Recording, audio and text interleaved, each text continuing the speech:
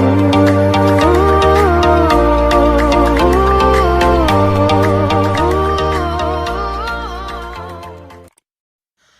वांशियन lovers, welcome back to my channel.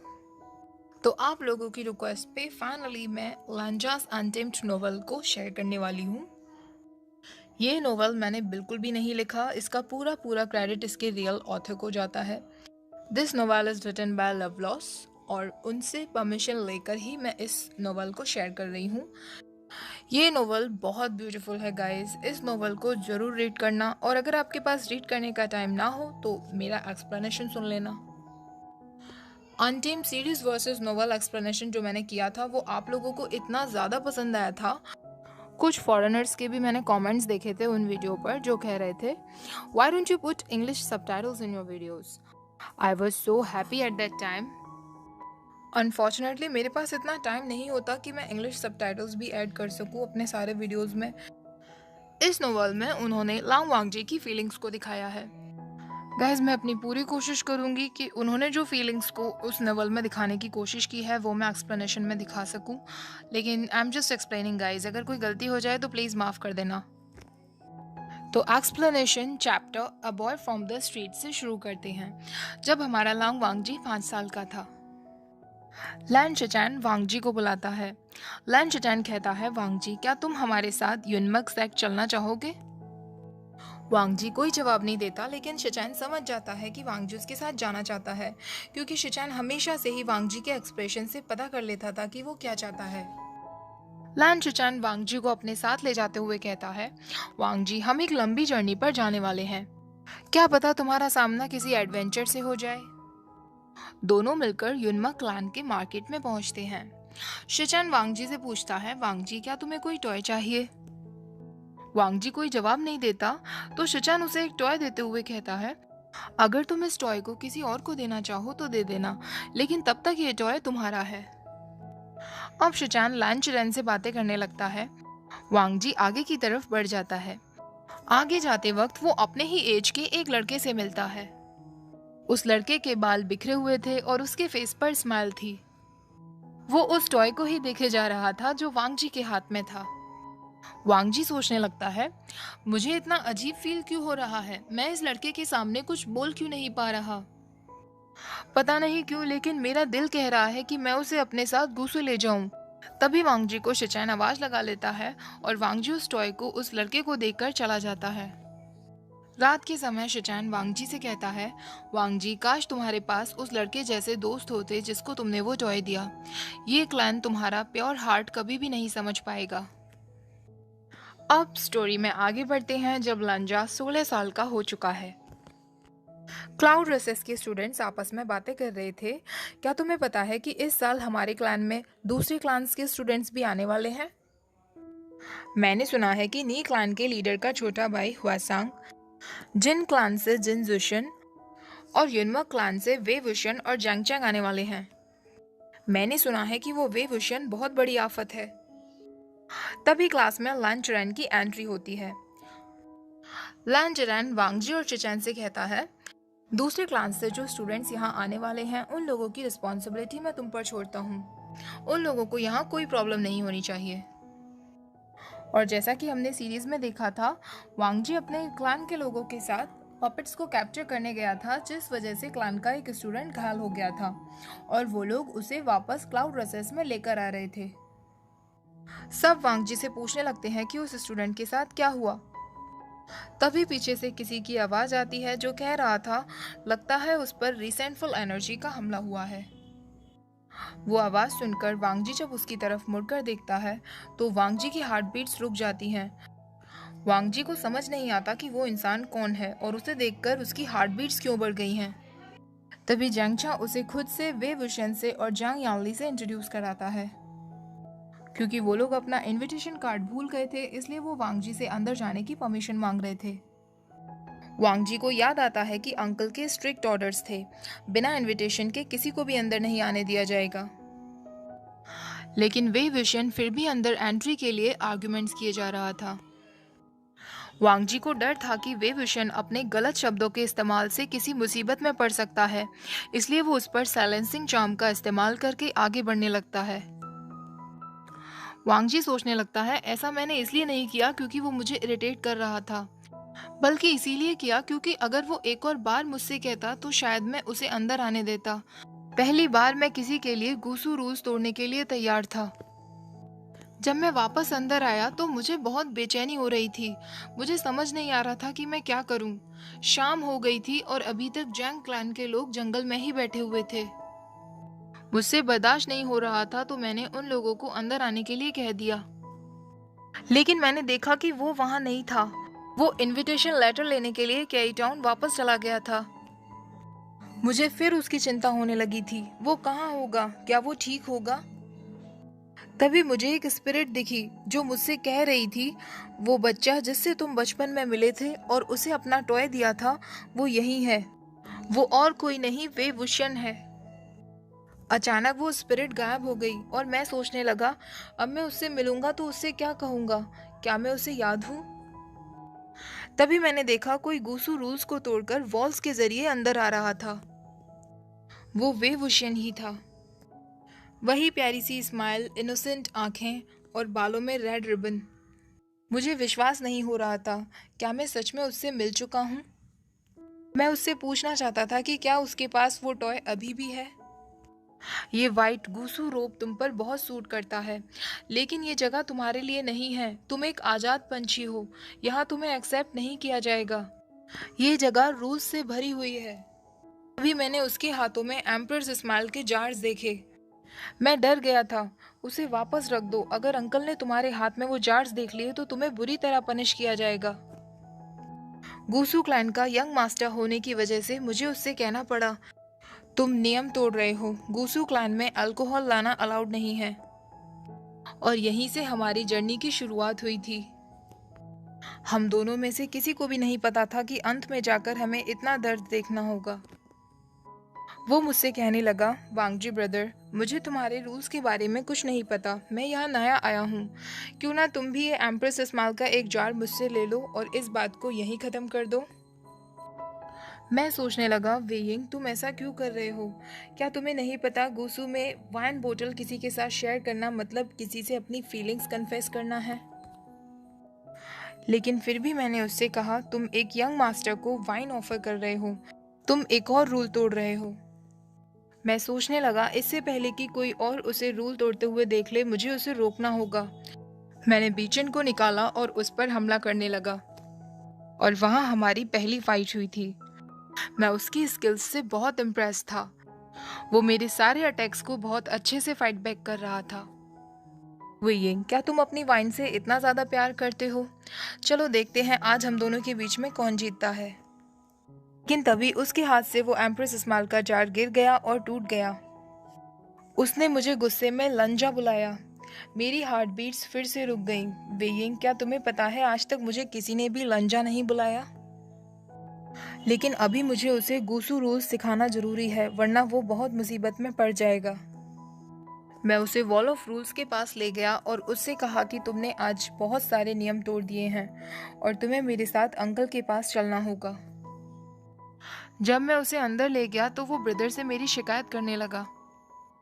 लेकिन जब brother ने उसे बताया कि मैं पहले ही उसकी सिस्टर और भाई को अंदर आने की परमिशन दे चुका हूँ, वो मेरी तरफ बढ़ने लगा, लेकिन मैं उससे दूर जाने लगा। तभी हमारा ध्यान उस स्टूडेंट की तरफ गया जिस पर रिसेंटफुल एनर्जी का हमला हुआ था। अंकल नहीं चाहते थे कि किसी और क्लान का स्टूडेंट इस मैटर में कुछ बोले, इसलिए वो वहां से चला गया। उसके जाने के बाद ब्रदर ने मुझसे कहा कि क्लाउड रिसेस में क्लान्स के स्टूडेंट्स आए हुए हैं, तो मुझे भी कुछ नए फ्रेंड्स बना लेने चाहिए। और उन्होंने सबसे पहले मुझे वेइंग का नाम सजेस्ट किया। मैं बिल्कुल शॉक्ड हो गया था। पहले कभी भी ब्रदर ने मुझसे नए फ्रेंड्स बनाने के लिए नहीं कहा था और उन्होंने मुझे सबसे पहले वेवुशन का नाम ही क्यों सजेस्ट किया? क्या ब्रदर कुछ समझ गए थे? मैं उसके रूम के पास जाया करता था, लेकिन अंदर जाने की हिम्मत नहीं कर पाता था। मैं खुद को समझाता था, लंजा, वो तुम्हारा नहीं है, तुम्हें उससे दूर रहना होगा। शाम के समय मैं गूसू माउंटेन्स में चला जाया करता था और एक पेड़ के नीचे बैठकर म्यूजिक प्ले किया करता था। वो म्यूजिक जो मैंने उसके लिए लिखा था, अपने लिए लिखा था, हम दोनों के लिए लिखा था। अभी तक मैंने उस सॉन्ग का नाम नहीं सोचा है, लेकिन एक दिन मैं उस सॉन्ग का नाम ज़रूर रखूँगा। नेक्स्ट डे हमारे क्लास के वक्त वेइंग हमेशा की तरह अपनी शैतानियाँ कर रहा था। इस बार उसने पेपरमैन का इस्तेमाल किया। पेपरमैन को अंकल के शोल्डर पर लगा दिया। सारे क्लास हंसने लगे। वेइंग, तुम क्यों नहीं समझते? अगर तुम इस तरीके की हरकतें करोगे तो अंकल तुम्हें पनिश करेंगे। मैंने जल्दी से उस पेपरमैन को हटा दिया, लेकिन फिर उसने वो पेपरमैन मेरी तरफ यूज किया। ऐसा पहली बार हुआ था कि किसी ने मुझ पर प्रैंक खेला हो, लेकिन मैं उसे एंजॉय भी नहीं कर पाया। इससे पहले कि अंकल को कुछ पता चले, मुझे वो पेपरमैन हटाना पड़ा। अंकल ने क्लास में तुमसे कल्टीवेशन के बारे में पूछा, तो तुमने एक फोर्थ मेथड बताया कि रिसेंटफुल एनर्जी का क्यों ना इस्तेमाल किया जाए। हम सब लोग ये सुनकर शॉक्ड रह गए थे, क्योंकि किसी ने भी नहीं सोचा था कि रिसेंटफुल एनर्जी का इस्तेमाल भी किया जा सकता है। अंकल को तुम पर गुस्सा आया और उन्होंने तुम्हें बाहर निकाल दिया, लेकिन अंकल ने मुझे तुम पर नजर रखने के लिए कहा। मैं सीक्रेटली बहुत खुश था, क्योंकि मुझे तुम्हारे साथ टाइम बिताने का मौका मिलता। वांगजी सोचता है, वेइंग, तुम्हें इस तरह पनिशमेंट में देखना मेरे लिए एक टॉर्चर है। मुझे पता है तुम्हें सारे लैंड क्लैन रूल्स को कॉपी करना होगा, लेकिन मैं सीक्रेटली खुश भी हूँ क्योंकि मुझे तुम्हारे साथ टाइम स्पेंड करने का मौका मिलेगा। वांगजी जैसे ही लाइब्रेरी पवेलियन में एंट्री करता है, वेइंग फिर उसे मिस्चीवियस स्माइल के साथ देखता है। तुम्हारी वो स्माइल देखकर मुझे एक अजीब खुशी होती थी। मुझे समझ नहीं आता था कि ये कैसा एहसास है और मुझे इस सिचुएशन में कैसे प्रिटेंड करना चाहिए। मैं फिर से तुम्हें अपना वही कोल्ड फेस दिखाकर अपनी जगह जाकर बैठ गया।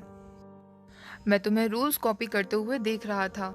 मैं तुमसे पूछना चाहता था, वेइंग, क्या मैं तुम्हें याद हूँ? लेकिन तभी मैंने देखा कि तुम मेरी तरफ बढ़ रहे थे और मैंने जल्दी से अपना ध्यान राइटिंग में लगाया। तुमने मुझे वांगजी ब्रदर बुलाया। तुमने मुझे लान वांगजी बुलाया। मुझे बहुत दुख हुआ वेइंग। मुझे ये सब नहीं सुनना था। मुझे तुम्हारे मुंह से सिर्फ लंजा सुनना था पहले की तरह। इसीलिए मैंने तुम्हारी तरफ कोई ध्यान नहीं दिया और मेरा ध्यान सिर्फ राइटिंग में था। तब जाकर फाइनली तुमने मुझे लंजा बुलाया और मैंने तुम्हारी तरफ देखा और तुमने मुझसे कहा, लंजा, तुम मुझसे इतना नफरत क्यों करते हो? क्या मैंने तुम्हें इतना परेशान कर दिया है? तुम चिंता मत करो, मेरी पनिशमेंट खत्म हो चुकी है और आज मेरा लास्ट डे है, इसलिए तुम्हें मैं एक गिफ्ट देना चाहता हूँ। वांगजी सोचने लगता है, माय वेइंग, काश तुम समझ सकते कि तुम मुझे कभी परेशान नहीं कर सकते, लेकिन मुझे अपने इमोशंस को छुपा कर रखना होगा। मैं किसी को भी अपनी फीलिंग्स नहीं दिखा सकता, स्पेशली तुम्हें तो बिल्कुल नहीं दिखा सकता। तभी वेइंग वांगजी को एक ड्राइंग पेपर देते हुए कहता है, ये तुम्हारे लिए है। वांगजी सोचने लगता है, मेरे लिए? लेकिन क्यों वेइंग? आज तक मुझे ब्रदर के अलावा किसी ने भी गिफ्ट नहीं दिया। और जब मैंने उस पेपर को देखा तो उसमें मेरी ही ड्राइंग थी। मैंने फिर अपने इमोशंस को कंट्रोल किया। मैंने उस पेपर को साइड से रख दिया, जैसे मुझे उसमें कोई इंटरेस्ट ही ना हो। मैंने उस बुक को उठाया जो मैं रीड कर रहा था और मुझे पता चला कि तुमने उसे एक एडल्ट बुक के साथ रिप्लेस कर दिया है। लैंड क्लैन के रूल्स फिर मेरे सामने आ गए और मुझे तुम पर चिल्लाना पड़ा, लेकिन मैंने तुम्हारी आंखों में डर देखा। वेइंग, मैं किसी पर भी गुस्सा कर सकता हूँ, पर मैं तुम्हें कभी हर्ट नहीं कर सकता। तुमने मुझे याद दिलाया कि लाइब्रेरी पवेलियन में फाइटिंग अलाउड नहीं है। वेइंग, क्या तुम्हें सच में लगा था कि मैं तुमसे लड़ूंगा? मैंने भी तुमसे बाहर चलने के लिए कह दिया। तुमने मुझे फिर छेड़ना शुरू कर दिया। तुमने मुझसे कहा, लंजा, मुझे विश्वास नहीं होता कि इस तरीके की बुक पहले तुमने कभी रीड नहीं की। मुझे तुम्हें फिर से वार्न करना पड़ा और तुम हंसते हुए वहां से बाहर चले गए। वहां से आते वक्त मैं उस पेंटिंग और बुक को अपने साथ जिंगशी में ले आया। मैंने उस पेंटिंग को देखा और मैं मुस्कुराने लगा। तुम्हारी वजह से पहली बार मैं मुस्कुराया था वेइंग। अगले दिन मैं फिर से लाइब्रेरी पवेलियन गया था, हालांकि मुझे पता था कि तुम वहां नहीं होगे। मैंने तुम्हारी सीट पर एक पियोनी फ्लावर रखा हुआ देखा और मैं उस फ्लावर को उठाकर अपने रूम में ले आया। गाइस, अगर आप लोगों ने मेरे नोवेल एक्सप्लेनेशन सुने हैं तो आपको पता होगा पियोनी फ्लावर का क्या मतलब है, ये मैंने बताया था। अगले दिन वांगजी और जेवुजुन को वाटर घोस्ट को कैप्चर करने के लिए केई टाउन जाना था। तभी वेइंग और जंगचा वहां आते हैं और वेइंग भी उनके साथ चलने के लिए कहता है। वांग जी सोचने लगता है, वेइंग, मैं चाहता हूँ कि तुम मेरे साथ रहो, लेकिन मैं तुम्हें किसी खतरे में नहीं देख सकता। तुम्हें हमारे साथ नहीं चलना चाहिए। लेकिन जेवूजुन उन दोनों को साथ में चलने के लिए परमिशन दे देता है। वांग जी पूछता है, ब्रदर, आपने उन दोनों को हमारे साथ चलने के लिए क्यों कहा? जेवूजुन कहता है, वांग जी, मैंने तुम्हारे फेस की तरफ देखा और मैं समझ गया कि तुम चाहते हो वे वुशेन भी हमारे साथ चले। वांग जी कहता है, मैं फिर सोचने लगा, ब्रदर, आप मेरे दिल की बात कैसे समझ जाते हैं? कैई टाउन पहुंचने के बाद हम लोग एक होटल में रुके। ब्रदर ने वेइंग से पूछा कि क्या उसे मेरे साथ रूम शेयर करने में कोई प्रॉब्लम तो नहीं है। वेइंग कहने लगा, मुझे रूम शेयर करने में कोई प्रॉब्लम नहीं है। मैं सोचने लगा, ब्रदर, आखिर आप क्या सोच रहे हैं? रात के समय मैंने तुम्हें डिम लाइट में सोते हुए देखा। मैं तुम्हारे पास गया और तुम्हें ब्लैंकेट उड़ाया। वेइंग, मैं इस तरह तुम्हें रात भर सोते हुए देख सकता हूँ। आखिरकार तुम मेरे कौन हो और तुमसे दूर जाने का मन मेरा क्यों नहीं करता? मेरे लिए सब कुछ डिफिकल्ट होता जा रहा है वेइंग, लेकिन मुझे तुमसे दूर जाना होगा क्योंकि शायद हम साथ नहीं हो सकते। बिलिंग लेक में वाटर घोस्ट को कैप्चर करते वक्त तुमने मुझसे अपना हाथ पकड़ने के लिए कहा। ऐसा नहीं था कि मैं तुम्हारा हाथ नहीं पकड़ना चाहता था, लेकिन मुझे डर था कि मैं कहीं तुमसे बहुत ज्यादा अटैच ना हो जाऊं। मुझे माफ कर देना वेइंग। मैं क्लाउड रेसेस वापस आ गया और अपने मेडिकेशन में लग गया। एक स्टूडेंट ने मुझे बताया कि अंकल वापस आ चुके हैं। मेरे दिमाग में सबसे पहले तुम्हारा ख्याल आया। तुम कहाँ हो वेइंग? कहीं तुम फिर से कोई शरारत तो नहीं कर रहे? मैं तुम्हारे रूम में गया और मैंने जेंगछा, होसैंग और तुम्हें ड्रिंक करते हुए देखा। वेइंग, मुझे तुम्हें कितनी बार वार्न करना होगा? तुमने मेरे ऊपर बॉडी ब्लॉकिंग स्पेल लगा दी और मुझे वाइन का ग्लास पीने के लिए कहा। मेरे पास और कोई ऑप्शन नहीं था। मैंने उस वाइन को पिया और मुझे तुरंत हैंगओवर होने लगा।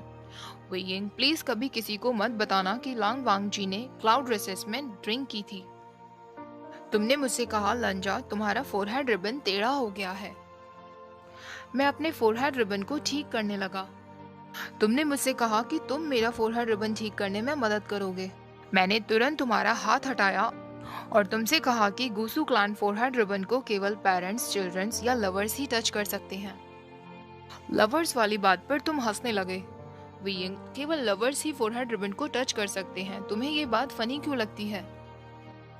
उस दिन तुमने मुझे अपने बारे में बताया। तुमने मुझे बताया कि जांग क्लान लीडर तुम्हें सड़क से उठाकर लाए थे और अडॉप्ट किया था, लेकिन तुमने एक भी बार मेरा जिक्र नहीं किया।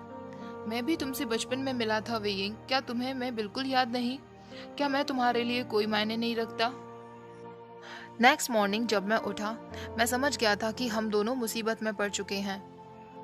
मैं तुरंत अंकल के सामने गया और अपने घुटनों पर बैठकर अपनी पनिशमेंट के लिए कहने लगा, मैं तुम्हें प्रोटेक्ट करना चाहता था, लेकिन तुम भी वहां आ गए और मुझे ज्वाइन किया। तुम्हें पनिशमेंट मिलते देख मुझे इतना दुख हो रहा था, लेकिन मैं कुछ भी नहीं कर पा रहा था। एक ऐसा इंसान जो मेरे लिए सब कुछ है, मैं उसे प्रोटेक्ट भी नहीं कर पाया। मैं तुम्हारी तरफ बिना देखे वहां से चला गया। जब मैं कोल्ड पॉन्ड केव में था तो मैंने उसकी आवाज सुनी। वो मेरी तरफ बढ़ने लगा, लेकिन मैंने उससे कहा कि मेरे पास मत आओ, क्योंकि जब भी तुम मेरे पास आते हो मैं बहुत कमजोर पड़ जाता हूँ।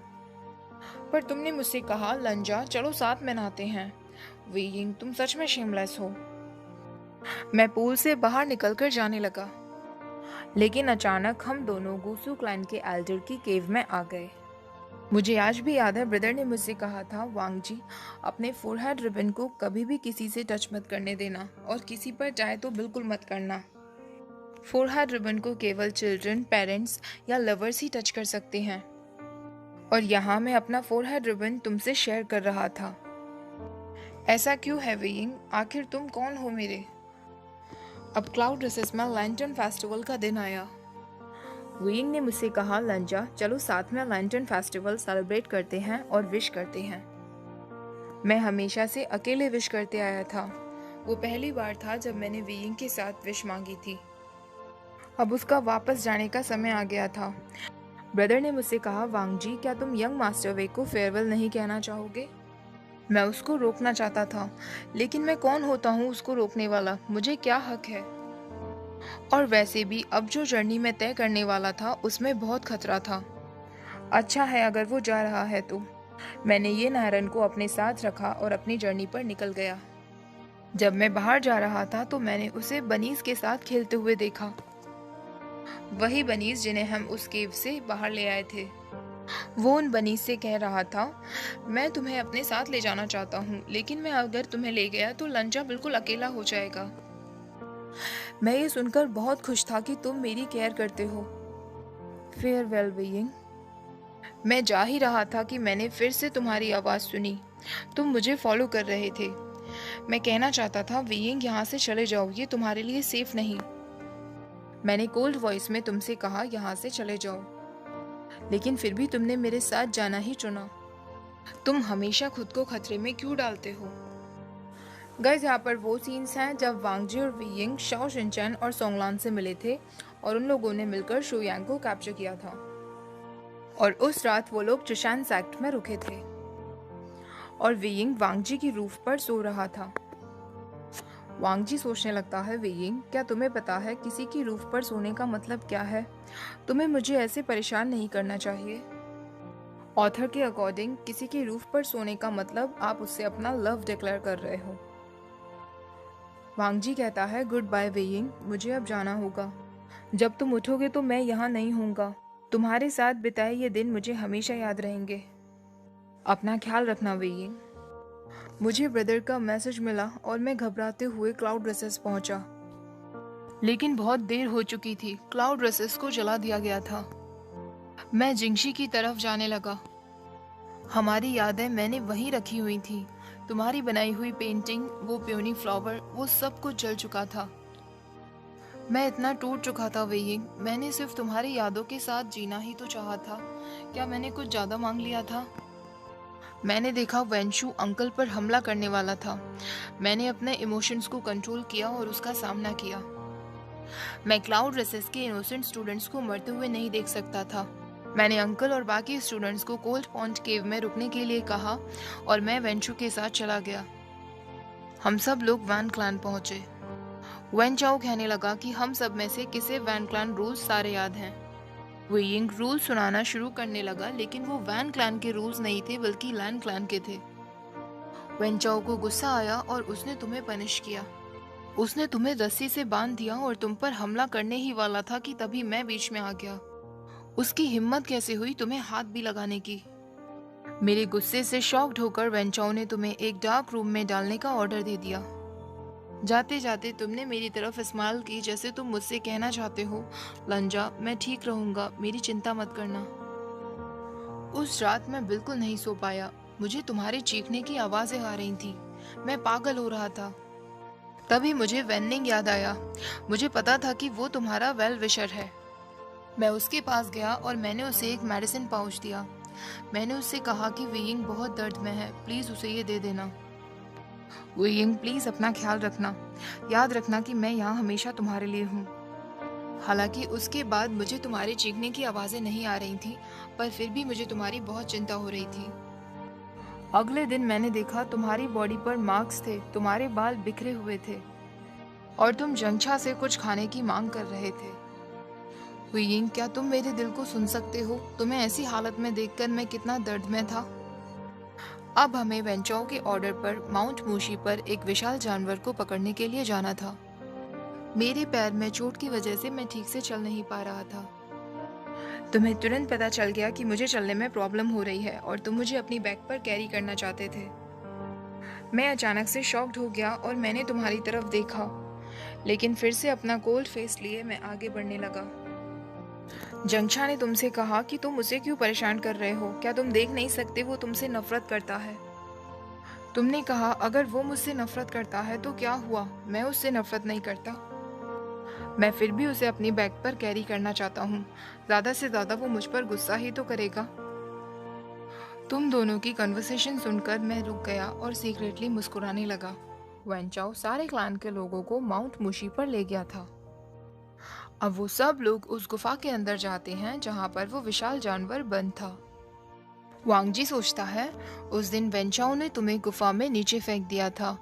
तुम्हारी चीख सुनकर अपने पैर की बिना कोई चिंता किए मैं भी तुम्हारे पीछे पीछे आ गया था। वेंचाओ ने उस विशाल जानवर को बाहर निकालने के लिए किसी को शिकार बनाना चाहा।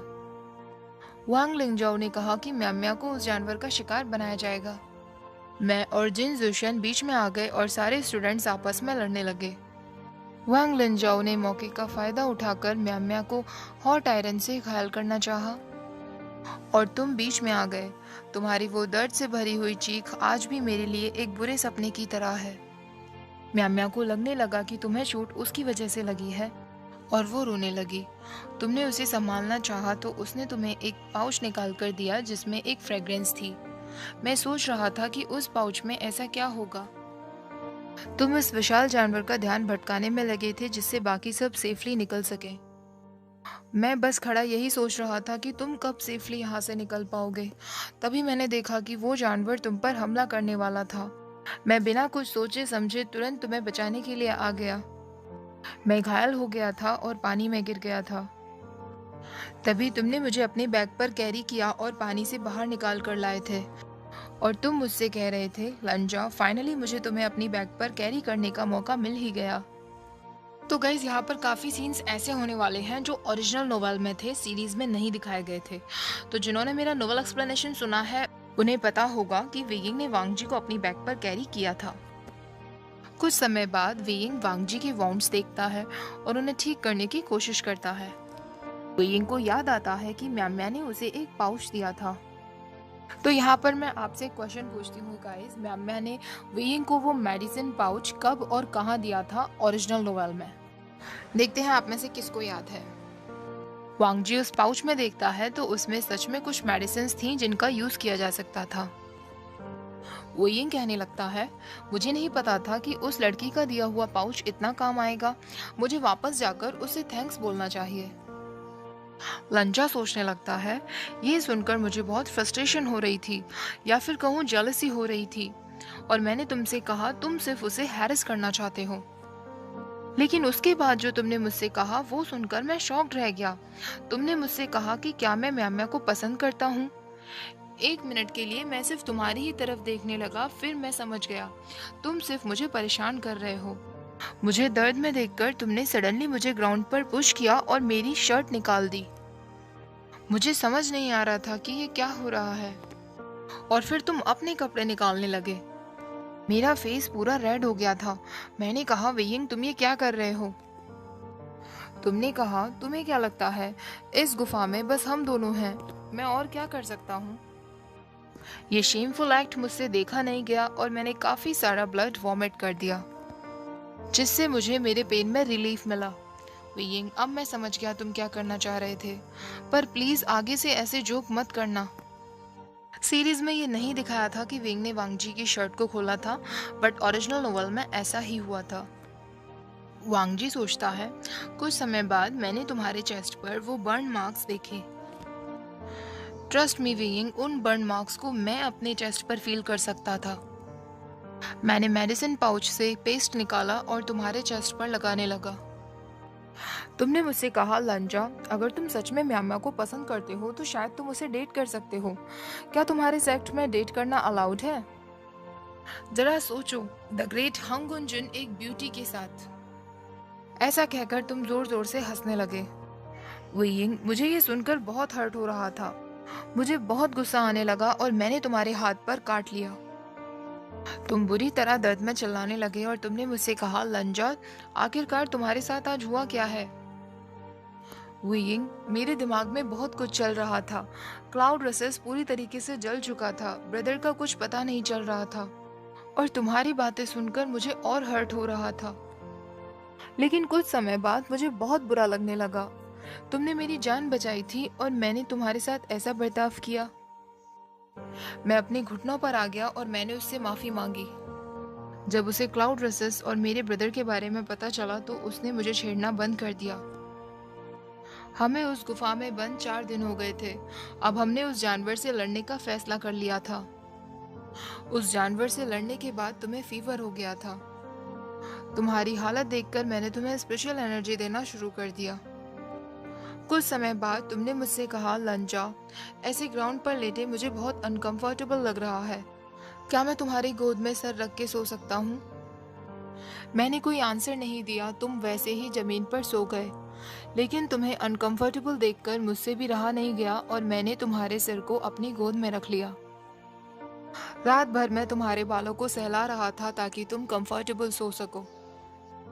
अगले दिन तुमने मुझसे कहा, लंजा, मैं बोर हो रहा हूँ, क्या तुम मेरे लिए सॉन्ग गा सकते हो?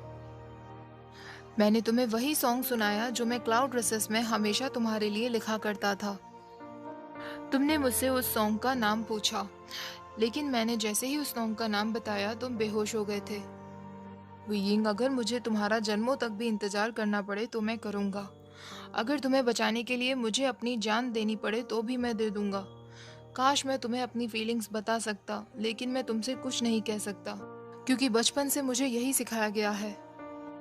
अगले दिन मैंने सुना जंगछा ने हमें ढूंढ लिया था और मैं वहां से चला गया। मैंने देखा जंगछा सेफली तुम्हें वापस ले जा रहा था। अपना ख्याल रखना वेइंग, तुम्हारे साथ बिताया हर पल मुझे याद रहेगा। शायद किसी दिन हम फिर मिलेंगे। तो गाइस, अभी तब की बात है जब वैन क्लान ने जैंग क्लान पर हमला कर दिया था, वेइंग को ब्यूरियल माउंट्स में डाल दिया था और उसका कुछ पता नहीं चल रहा था। वांगजी को जब ये बात पता चली तो वो लोटस कोव जाना चाहता था। लैन चचान ने उससे कहा, वांगजी, तुम वहां नहीं जा सकते। मैं सोचने लगा, लेकिन क्यों? मुझे पता है वो मेरा इंतजार कर रहा होगा। ब्रदर ने मुझसे कहा, वांगजी, जैन क्लैन लीडर को और मैडम यू को बुरी तरह मार दिया गया है। हमें वापस क्लाउड रिसेस चलना चाहिए और कोई सॉल्यूशन निकालना चाहिए। वांगजी कहने लगा, ब्रदर, कुछ भी हो जाए पर मैं वापस नहीं जाऊंगा। चाहे मुझे उसके लिए पूरा हेवन और अर्थ ही क्यों ना ढूंढना पड़े, पर मैं उसे ढूंढ निकालूंगा। ब्रदर ने फिर मुझे वार्न किया, लेकिन मैंने कह दिया था कि आप वापस चले जाइए। मैं उसे ढूंढे बिना वापस नहीं आऊंगा। 1 महीने तक मैं ढूंढता रहा पर मैं उसे नहीं ढूंढ पाया। तुम कहाँ हो वेइंग? तुमने अभी तक मुझे क्यों नहीं पुकारा? प्लीज मुझे अपनी मदद करने दो। मुझे पता है तुम्हें कुछ नहीं होगा। प्लीज जल्दी से वापस गुसू आ जाओ। 3 महीने तक ढूंढते ढूंढते मैं और जैंगछा उस आउट हाउस तक पहुंचे जहाँ वेनचाओ रह रहा था, और फाइनली मैंने वहां तुम्हें देखा। मेरा वेइंग वापस आ गया था, लेकिन अब वो पूरी तरह चेंज हो चुका है। तुम गलत शक्तियों का इस्तेमाल कर रहे थे और मैं तुम्हें रोक भी नहीं सका। तुमने मुझे हंगुन जुन बुलाया और मुझे ये सबसे दूर रहने के लिए कहा। मैं शॉक्ड हो गया था। तुम हमेशा से मुझे लंजा बुलाते हुए आए थे। मैं समझ गया था कि ये मेरा वेइंग नहीं है, ये वे वुशियन है। काश मैं तुम्हें उस वक्त गले लगा सकता और तुम्हें इस बाहरी दुनिया से बचा सकता। शायद मैं गलत था। मुझे समय से अपनी फीलिंग्स तुम्हें बता देनी चाहिए थी, पर अब बहुत देर हो चुकी थी। तुम पूरी तरह से डार्क एनर्जी के कंट्रोल में आ चुके थे। अब सारे क्लान्स मिलकर फीनिक्स माउंटेन पर हंट के लिए जाने वाले थे। ओके गाइस, बीच में मैंने कुछ चैप्टर्स को स्किप किया है क्योंकि सीरीज वर्सेस नोवेल एक्सप्लेनेशन में वो सारे चैप्टर्स मैंने आपको काफ़ी डिटेल में एक्सप्लेन कर दिए थे जो ओनली नोवेल में थे और सीरीज में नहीं थे। फिनिक्स माउंटेन पर वेइंग को जिन जूशन ने चैलेंज किया था और वेइंग ने उसके चैलेंज को एक्सेप्ट किया था। वेइंग अपनी आंखों पर पट्टी बांधकर हंट के लिए निकल गया था। पेड़ के पीछे छुपकर मैं चुपके से वेइंग को फ्लूट बजाते हुए सुन रहा था। मैं खुद को कंट्रोल नहीं कर पाया और धीरे धीरे उसकी तरफ बढ़ने लगा। वो सुन सकता था कि कोई उसकी तरफ बढ़ रहा है, लेकिन उसे नहीं पता था कि वो मैं हूँ। मैं कंट्रोल नहीं कर पाया। मैं अपने सारे रूल्स भूल गया था। मैंने उसके हाथों को पकड़ा और फोर्सफुली उसे किस करने लगा। वो हमारी फर्स्ट किस थी। वो शॉक्ड हो गया और उसने अपना हाथ मुझसे छुड़ा लिया, लेकिन मुझे पता था कि मेरे पास बस यही मौका है। मैंने फिर से उसे पेड़ पर पुश किया और फोर्सफुली उसे किस करने लगा। इस बार हमारी बॉडी एक दूसरे से टच हो रही थी। मेरे पास ज्यादा टाइम नहीं था तो मैंने अपने अग्रेशन को कम किया। जाते जाते उसके लिप्स पर एक सॉफ्ट किस किया और वहां से चला गया। मैं उसके रेड स्वोलन लिप्स देख सकता था। मुझे खुद पर शर्म आ रही थी। मैं अपने वेइंग के साथ ऐसा कैसे कर सकता हूँ? मुझे ऐसा नहीं करना चाहिए था। मुझे उसका फायदा नहीं उठाना चाहिए था। लेकिन उस वक्त ना मैं लांगवांगजी था, ना मैं हंगुंजुन था। मैं सिर्फ अपने वेइंग का लंजा था। काश किसी दिन वो मेरी फीलिंग्स को समझ सके। आज भी जब मैं पास्ट को याद करता हूँ तो सोचता हूँ शायद मैं बहुत पहले ही तुम्हारा हो चुका था। शायद मैं तभी तुम्हारा हो चुका था जब हम क्लाउड रेसेस में पहली बार मिले थे, जब तुमने मेरी पेंटिंग बनाई थी। तुम्हारी की हुई सारी हरकतें मुझ पर इतना असर क्यों करती थी? क्योंकि शायद तभी से मेरी सारी अटेंशन तुम्हारी हो चुकी थी। लेकिन फिर भी मुझे खुद पर गुस्सा आ रहा था क्योंकि मैंने तुम्हारा फायदा उठाया था। मैं आगे बढ़ा और पेड़ पर अपना हाथ मारने लगा ताकि मैं खुद को सजा दे सकूं। लेकिन तुम पीछे से आए और तुमने मुझसे कहा, लंजा, क्या तुमने कभी किसी को किस किया है? मैं उस क्वेश्चन से शॉक्ड रह गया और मैंने पूछा, क्या तुमने कभी किसी को किस किया है? तुम हंसने लगे और तुमने कहा, हाँ लंजा, बहुत बार। तुम्हें क्या लगा कि मैं क्या अपनी जिंदगी भर वर्जिन ही रहूंगा? लेकिन मुझे पता है लंजा कि तुमने कभी किसी को किस नहीं किया होगा। ये सुनकर मुझे बहुत दुख हुआ। शायद उसके लिए वो किस एक रैंडम किस रही होगी, लेकिन मेरे लिए मेरे अंदर की वो सारी फीलिंग्स थी जो उस किस के जरिए बाहर आ गई थी। शायद ये किस उसके लिए कोई मायने नहीं रखती, शायद मैं उसके लिए कोई मायने नहीं रखता। तुम्हें रोज चेंज होते हुए देखना मुझे बहुत दुख देता था। वीइंग, प्लीज पहले जैसे हो जाओ और मेरे साथ गुसु वापस चलो। सब लोग तुमसे कैसे बर्ताव करते हैं, तुम्हें सब एरोगेंट बुलाते हैं, तुम्हें सबके सामने क्वेश्चन किया जाता है, तुम्हें बेइज्जत किया जाता है। ये सब मुझसे नहीं देखा जाता। फिर एक दिन ऐसा आया जब हीलिंग पैट्रियार्क ने जन्म लिया। वीइंग अब हीलिंग पैट्रियार्क बन चुका था। लैन चचैन ने वांगजी से कहा, वांगजी, यंग मास्टर वे अब पूरी तरीके से बदल चुके हैं। तुम्हें रुकना होगा। अब वो नहीं है जिसको तुम जानते थे। वांगजी सोचता है, ब्रदर, हो सकता है वो बदल गया हो, लेकिन मैं नहीं बदला, मेरा दिल नहीं बदला। मैं आज आखिरी बार जाकर उसे रोकने की कोशिश करूंगा, वरना जिंदगी भर मुझे इस बात का अफसोस रहेगा। ऐसा सोचकर मैं चुंची रोड के लिए निकल गया। उस दिन बहुत बारिश हो रही थी।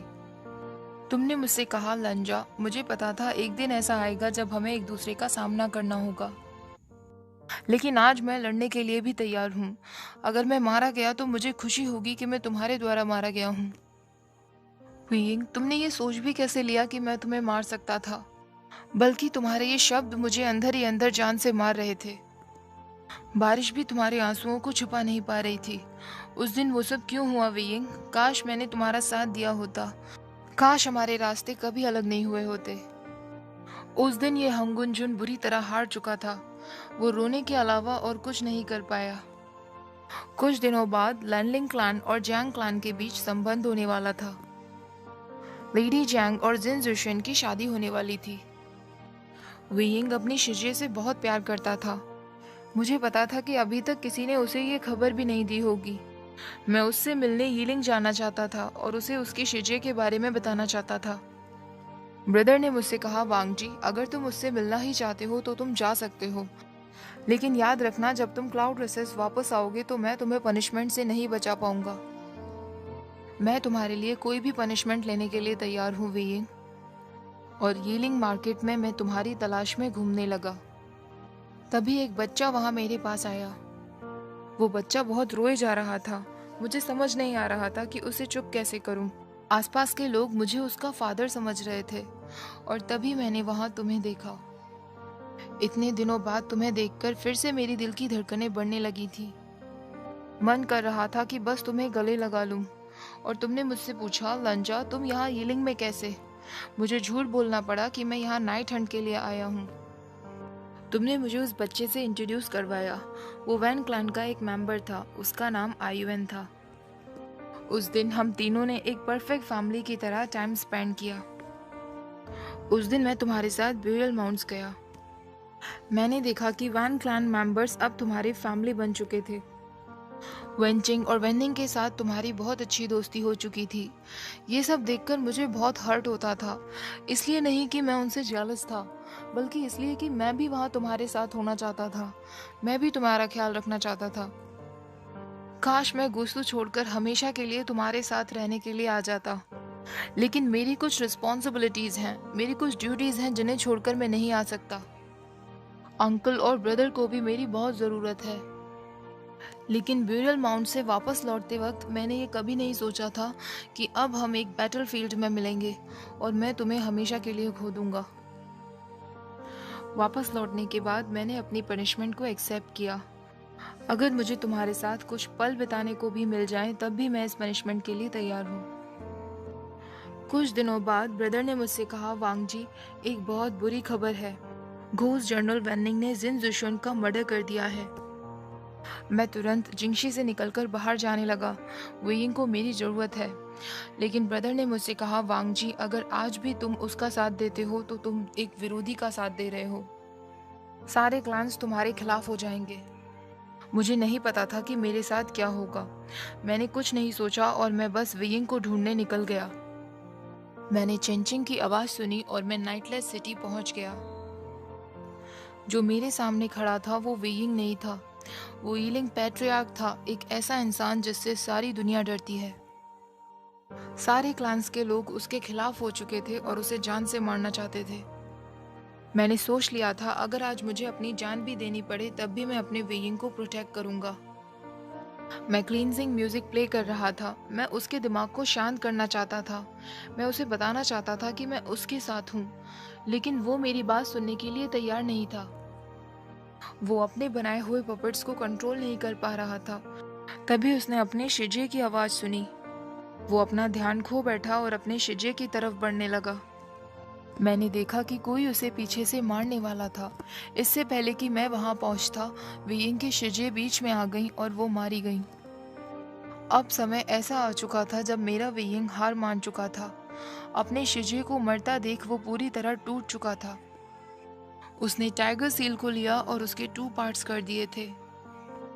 सारे क्लान मेंबर्स उससे कहने लगे, वे वुशियन, खुद को हमारे हवाले कर दो। मैंने देखा लैंड क्लैन के 33 एल्डर्स उस पर हमला करना चाहते थे। मैं उन सबके सामने आ गया और मैंने कह दिया था कि मैं किसी को भी अपने वेइंग को छूने नहीं दूंगा। उस दिन पहली बार मैं अपने एल्डर्स से लड़ा, लेकिन मुझे उस दिन वेइंग के अलावा और कोई नहीं दिख रहा था।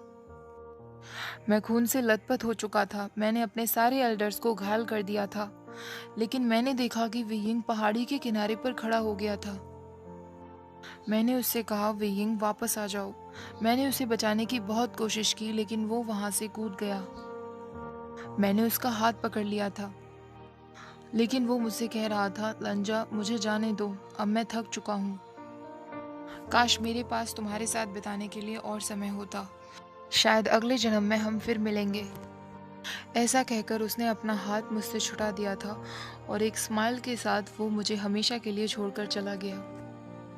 मेरी आंखों के सामने मेरी पूरी दुनिया खत्म हो रही थी। उसे गिरता हुआ देख मुझे ऐसा दर्द हो रहा था जो ना मैं किसी से बयां कर पा रहा था और ना ही सहन कर पा रहा था। उन लोगों ने वो सब नष्ट कर दिया था जो मेरे वेइंग का था। उसका घर, उसकी गुफा, सब पूरी तरीके से खत्म हो चुके थे। वो मेरे वेइंग को पूरी तरीके से मुझसे दूर कर चुके थे।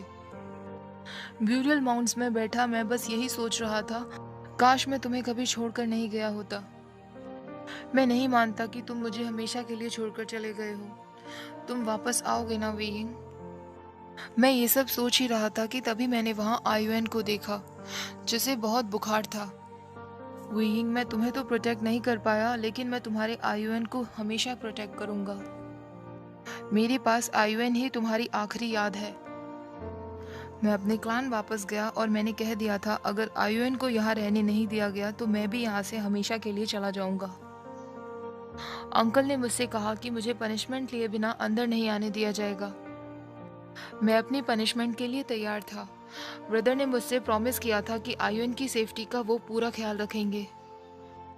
अंकल ने आदेश दिया कि मुझे 33 लैशेस मारे जाएंगे, क्योंकि मैंने अपने 33 एल्डर्स को घायल किया था। वो लैशेस मेरे लिए इतने पेनफुल नहीं थे जितना तुमसे बिछड़ना मेरे लिए पेनफुल था। मैं आंख बंद करता तो तुम मुझे लंजा बुलाते हुए मेरी तरफ आ रहे थे। वेइंग, मैं हमेशा तुमसे प्यार करूंगा और एक दिन मैं तुम्हारे पास आ जाऊंगा। अभी मैं तुम्हारे पास नहीं आ सकता क्योंकि मेरे पास तुम्हारा आयुएन है। अगर मैं चला गया तो उसका ख्याल रखने वाला कोई भी नहीं होगा। आखिरी लैश के साथ मैं बुरी तरह घायल हो चुका था और ग्राउंड पर बेहोश हो चुका था, लेकिन आंखें बंद करते हुए भी मुझे तुम्हारा स्माइल करता हुआ चेहरा नजर आ रहा था। जब मेरी आंखें खुली तो मुझे पता चला लैन क्लान ने फाइनली आईयूएन को अडॉप्ट कर लिया था और उसका नाम लैन सिजुई रख दिया गया था। वीइंग, इतना समय हो चुका है जो तुम मुझे छोड़कर जा चुके हो, लेकिन अब भी तुम मेरे सपनों में आते हो। मैं हमेशा रात का इंतजार करता हूँ ताकि हम दोनों मिल सकें। क्या तुम्हें वो प्योनी फ्लावर याद है जो तुमने मुझे दिया था? मैंने उसे अपनी बुक के अंदर रखा हुआ है। मैं रोज कोल्ड स्प्रिंग जाता हूँ और तुम्हारे साथ बिताए पल याद करता हूँ, जब मैंने तुम्हारे हाथ पर अपना फोरहेड रिबन बांधा था। 3 साल बाद मैं नाइटलेस सिटी फिर से तुम्हें ढूंढने के लिए गया था। ब्रदर ने मुझसे कहा था कि इसका कोई फायदा नहीं है। 3 साल पहले जैंग क्लांग तुम्हें ढूंढने के लिए वहां जा चुके थे और तुम्हारी बॉडी भी उन्हें नहीं मिली थी। सिर्फ तुम्हारी चेंगचिंग उनके हाथ लगी थी जो अब जंगचा के पास थी। नाइटलेस सिटी से लौटते वक्त मैंने एम्प्रेस इस्माइल के जार खरीदे। वापस लौटकर मैंने वैन क्लान का वो हॉट आयरन लिया और अपने चेस्ट के ठीक उसी जगह लगा लिया जहां तुम्हें लगा था। वीइंग, अब मैं तुम्हारा ही एक हिस्सा हूँ। वीइंग, तुम्हें गए अब 13 साल बीत चुके थे। मो विलेज में कुछ डार्क एनर्जीज मंडरा रही थी और उन लोगों को हमारी मदद चाहिए थी। ब्रदर ने मुझसे कहा, वांगजी, जूनियर्स को ट्रेन करने का ये एक अच्छा मौका है। तुम्हें उनके साथ जाना चाहिए और डार्क एनर्जीज को कैप्चर करने में उनकी मदद करनी चाहिए। मैं मो विलेज में सारे जूनियर्स के साथ एक होटल में ठहरा हुआ था। मैंने सिजे और बाकी जूनियर से कह दिया था कि अगर उन्हें मेरी ज़रूरत होगी तो वो मुझे बुला लेंगे। मैंने आसमान में एक चमक देखी और मैं समझ गया कि उन लोगों को मेरी ज़रूरत है। सिजे ने मुझसे कहा कि किसी सीनियर मो ने उनकी मदद की है। अगर वो मदद नहीं करता तो शायद वो लोग डार्क एनर्जीज को कंट्रोल नहीं कर पाते। जब मैंने सीनियर मो का इंट्रोडक्शन मांगा तो उसने कहा कि उनका नाम मोशन्यू था। तो गाइज, नोवेल एक्सप्लेनेशन के वक्त मैंने आपको एक बात नहीं बताई थी। जब आपने सीरीज देखी होगी तो हमें वहाँ रेड ब्लेड मास्टर की तलवार दिखाई गई थी जिस पर डार्क एनर्जी थी, बट एक्चुअली ओरिजिनल नोवेल में रेड ब्लेड मास्टर का कटा हुआ हाथ था जिस पर डार्क एनर्जी थी। सीरीज में हमें दिखाया था रेड ब्लेड मास्टर के हेड को अलग कर दिया गया था। जिन गुंगाइयों ने रेड ब्लेड मास्टर के केवल हेड को ही अलग नहीं किया था, बल्कि उसके बाकी के बॉडी पार्ट्स, उसके हाथ और पैर को भी अलग कर दिया था। लेकिन मैं अभी आपको सीरीज के अकॉर्डिंग ही बता रही हूँ जिससे आप कंफ्यूज ना हो जाओ। तो हम यहाँ तलवार की ही बात करेंगे। तो तलवार को लेकर वांगजी बाकी सबके साथ वापस क्लाउड रेसेस आ जाता है। लैन चिरान उनसे कहता है कि इस तलवार को मेरे हवाले कर दो और तुम लोगों को अब दफन माउंटेन जाना होगा।